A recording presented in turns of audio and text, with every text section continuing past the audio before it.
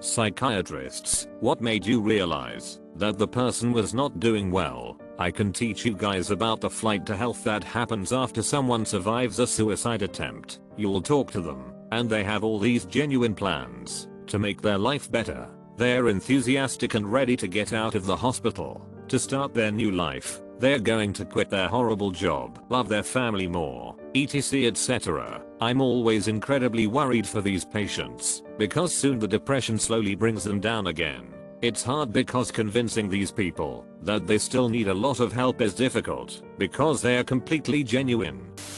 I'm not a psychiatrist, but I do have a master's in clinical psychology and worked in the mental health field for 10 years before I had to switch careers. Anytime somebody describes themselves as lazy, I almost immediately know they are probably experiencing anhedonia or some other mental health symptom.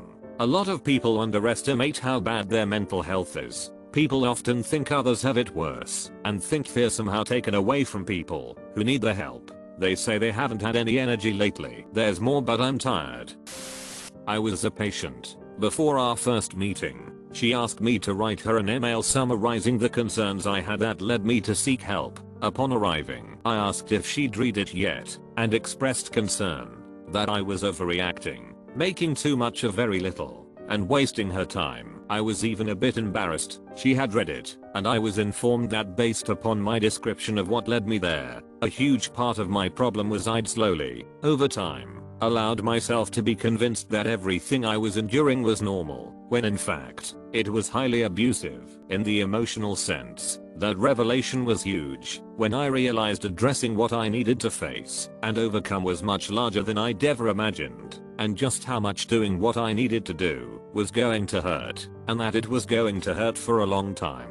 I say all that to say, if anyone is wondering if they really need help, or if they are just mentally overreacting, in either case, it certainly wouldn't hurt to seek out a professional you're comfortable with and get some feedback.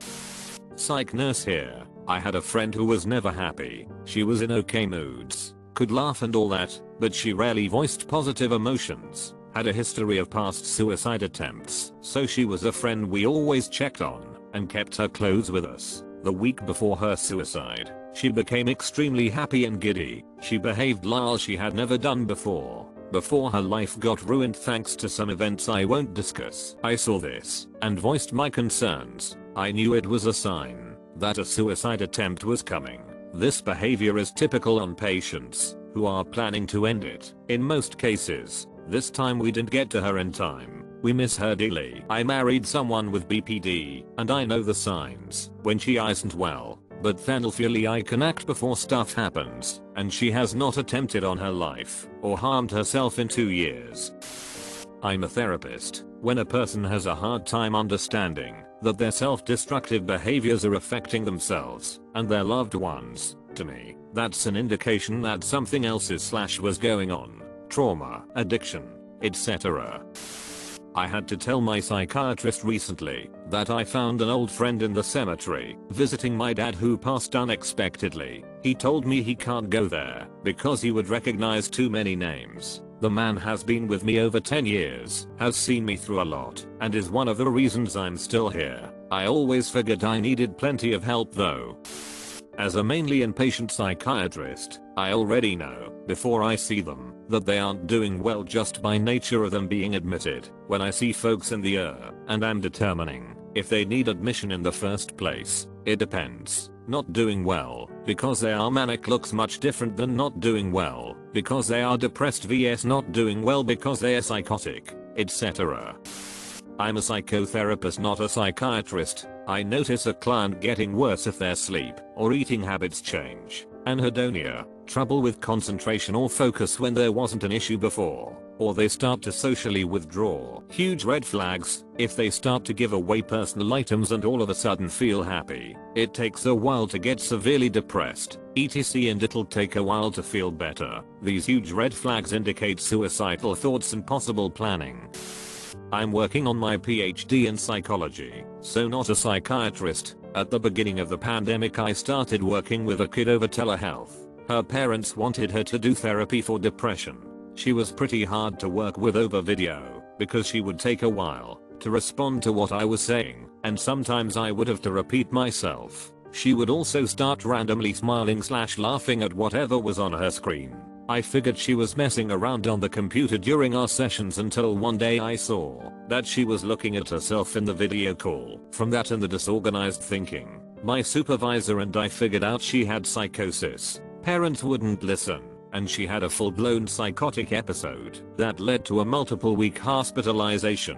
Poor kid was completely lost to her delusions and hallucinations, with her parents more concerned about her not being able to do her schoolwork. I'm not a psych either, but as someone who has both been to many psychologists and therapists, and done thousands of hours of research into psychological phenomena and mental illnesses, there's a lot you will see in day-to-day just browsing social spaces such as Reddit, where people will share other freely, or Discord, where people in smaller servers will trust others enough to talk. There's a lot of ways to not do well, and there are signs for all of them. The biggest, of course, is the very thing which makes a disorder, a marked impairment of functioning at the level others appear to. It'll be described in many different ways and manifest in many more, but the basis to tell if someone isn't doing well is that the kind of not doing well depends on in what way they find they're lacking in comparison to others, or how they believe they should be doing. If anyone is asking, how do other people do basic task, or similar. Example, I don't get how other people can smile genuinely. It's likely something is wrong either mentally, chronically, physically, or because of neglect. If you suspect you're mentally ill, or have a disorder, but are having doubts, take this excerpt from Immune by Philip Detmer. It's about physical health, specifically infectious diseases, but mental illness is called mental illness for a reason, and it applies to health in general. How crucial health is becomes most apparent when it is missing. Health is really an abstract concept, because it describes the absence of something, the absence of suffering and pain, the absence of limitations. If you are healthy, you feel normal, you feel right.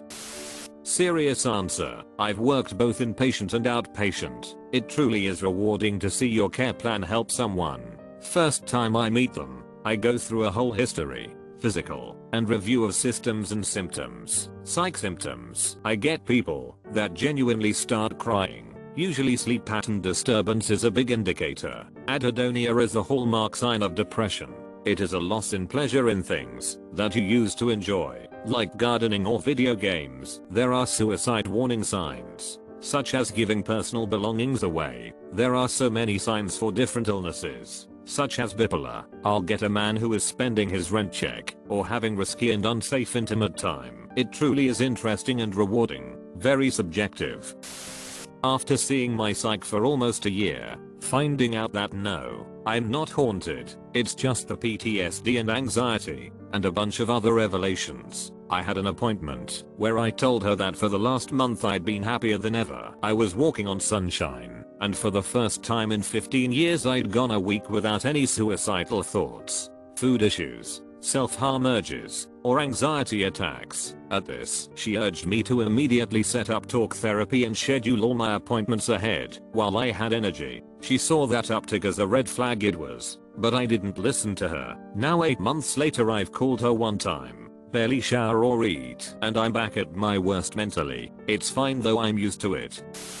Not a psych, but I've been to plenty. The moment when I realized I wasn't making up my issues wasn't the first time a counselor ran out of the room sobbing during one of my sessions. It was the second time. The first time, I knew she had MH issues herself. Bad divorce. I figured I must have just been there at the wrong time. I gaslit myself intensely about the severity of my life experiences, and was only 16. The second time, she gathered herself, stopped my story, came back in, and referred me for urgent help with the nearest psychologist. I was put on antidepressants that day, had a nap within a fortnight for an hour-long intake with a psychologist, which is excellent for MH issues in the UK, and left his office with a therapy referral and 8 diagnoses. I've since gone into remission with a couple of them now. Depression still kicks my A, and so does anxiety, but I've got a much better handle on it.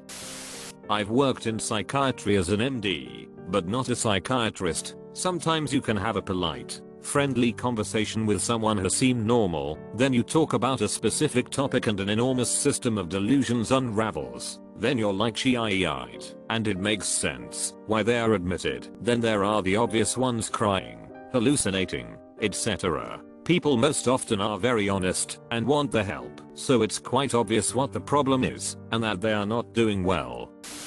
Well, I'm only a PGY1 psychiatry resident, so I don't have a lot of experience yet. I don't want to get into specifics, but usually talking to the family to get collateral information plays a huge part in determining how serious a patient's risk of suicide is. I've talked to patients who seem totally okay, swear to God it was an accident, they forgot they took too many sleeping pills, blah blah blah, they have future oriented thought process and all the markers of being low risk, and then I talk to their family and it just goes down the toilet. Patients lie or have a post-attempt glow, where they didn't expect to survive, and are suddenly thinking everything is okay, so you can't trust them too much, beyond the normal things other people have mentioned. But if I talk to a patient's parent/partner and pick up a lot of cluster B personality traits, I really worry about that patient, because of their lack of social support regardless of how well they think they are doing, because you just know they are going to be discharged into a toxic home life. I was telling my doctor I was having trouble concentrating. I told her, sometimes I feel there's like this other world. It's just within reach, but I can't quite get there. It's so nice and so peaceful, like waking up from this wonderful dream, and you want to go back to sleep, to be in that dream. She put down her iPad and looked at me very intently and said, "Have you ever seen a psychiatrist? I think you should see a psychiatrist, not a psychologist, a medical doctor, as soon as possible." Mine is the opposite. I was seeing this psychiatrist for the first time, and he got drugged up quickly right before my session. The session ended up this incoherent blabbing and me trying to act like he's in a normal state. Luckily after a while his wife called him and demanded talking to the patient, me. I talked to her, and she urged I leave immediately. I explained how that's what I wanted, but I was legitimately scared. I was able to leave soon after. I was petrified and didn't know what to do. I decided not to report his behavior. Maybe it was a mistake, but I felt like we're all human. I was there to stop self-medicating/sabotaging with alcohol, and I was embarrassed thinking how I did similar things, so ironically he made me stop for a while. My psychiatrist told me that she could tell I wasn't doing well when I had had 7 previous suicide attempts, and actually told her I had a plan for the 8th. Not only did she know I needed help, but she knew that I subconsciously wanted help because I told her about my plan. She's told me that she can also tell when I'm not doing well because I sit differently because of how my pants rub against my cuts. She's such an amazing psychiatrist, and the fact that she can tell just from how I sit, and is 99% of the time correct, that I need help, and guides me through every step of the way to get it. She also goes out of her way to see me when I'm inpatient, even though she's typically outpatient/PHP only.